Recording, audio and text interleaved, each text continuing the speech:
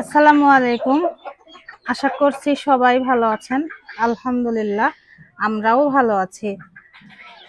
দুপুরবেলা খাওয়া দাওয়ার পর এখন চলে এসেছি মুরগির ঘরে। তো দেখা যাক আজকে কয়টা ডিম পেড়েছে। আমি আসলে জানি না কয়টা ডিম পেড়েছে আজকে। তো আমি নিজে তুলবো আর আপনি তুলে দেখবো, তার সাথে সাথে আপনাদেরকেও চলুন দেখাই।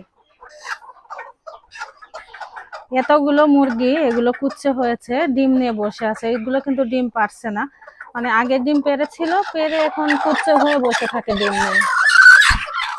আলহামদুলিল্লাহ একই জায়গায় 4টা ডিম পেয়েছি। ডিম উঠাতে কিন্তু বেশ ভালো লাগে।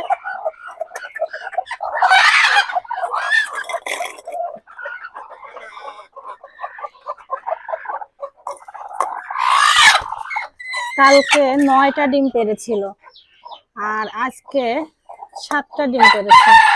গত পরশু দিনও 7টা ডিম পেড়েছিল আর গতকাল 9টা, আর আজকে আবার 7টা পেয়েছি।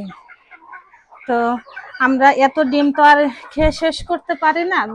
দিনে যদি 7টা করেও ডিম পারে, ওই 7টা ডিম তো আসলে খাওয়া সম্ভব না, আর আমরা সদস্য সংখ্যা কম। তা এই ডিমগুলো আমরা খাই কিছু, আর কেউ যদি কিনে নিতে চায় কেউ, তাহলে তাদের কাছে বিক্রি করে দিই। তো বাড়ি থেকেই বিক্রি হয়ে যায় এগুলো, আলাদাভাবে আর বাজারে নিয়ে যাওয়ার দরকার হয় না। দেশি মুরগির ডিম বাড়ি থেকে আমরা বিক্রি করি। তো আপনারা ভালো থাকবেন। আসসালামু আলাইকুম।